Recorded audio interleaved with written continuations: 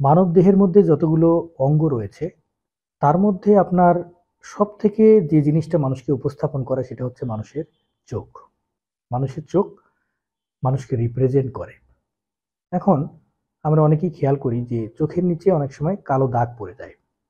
অনেকে আমরা ভাবি যে অনিদ্রা বা আপনার ঘুম হচ্ছে না ঠিক মতো বা টেনশন করছে, সে কারণে হয়তো বা চোখের নিচে কালো দাগটা পড়ছে।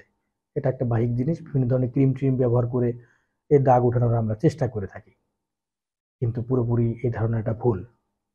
কারণ চোখের নিচে যে কালো দাগটা পড়ছে সেটা বেসিক্যালি আসলে একটা ভিটামিনের অভাবে হচ্ছে বলে বিশেষজ্ঞরা বলছে।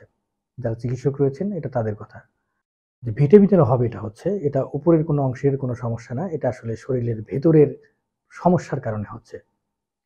তা আমরা আসলে জানবো যে মূলত কোন ভিটামিনের কারণে এটা হচ্ছে এবং আপনি এটা কিভাবে রিকভারি করবেন।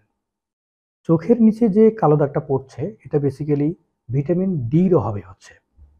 এখন থেকে কি তাহলে calcium plus vitamin D tablet খাওয়া শুরু করবেন? না, কারণ সবকিছু আসলে ওষুধ দিয়ে মেকআপ করা সম্ভব নয়। আপনার এই ভিটামিন ডি আপনাকে প্রাকৃতিকভাবেই শরীরে নিতে হবে। এবং আমরা সকলেই ছোটবেলা থেকে জানি যে সূর্যের আলো থেকে আপনার ভিটামিন ডিটা পাওয়া যায়। কিন্তু সূর্যের আলোতে আপনি কখন থাকবেন, এই সূর্যের স্নান আপনি কখন করবেন, কোন সময়টা উপযুক্ত, কোন সময়ে আসলে সূর্যের তাপ নিলে আপনার শরীরে উপকার হবে সেটা অনেকে আমরা জানি না। এটা সাধারণত মানে বিশেষজ্ঞরা বলে যে সকাল 11টা থেকে দুপুর 1:30টা পর্যন্ত এই সময়টাতে আপনার প্রতিদিন না, কিন্তু সপ্তাহে 3 দিন, সেটা হতে পারে শনি সোম বুধ বা রবি মঙ্গল বৃহস্পতি, এরকম একটা শিডিউল মেনটেন করে আপনাকে সপ্তাহে 3 দিন রোদ্রে কতক্ষণ থাকবেন? আধা ঘন্টা।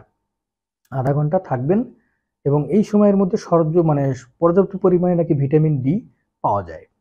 এটাই আপনার সায়েন্স বলছে।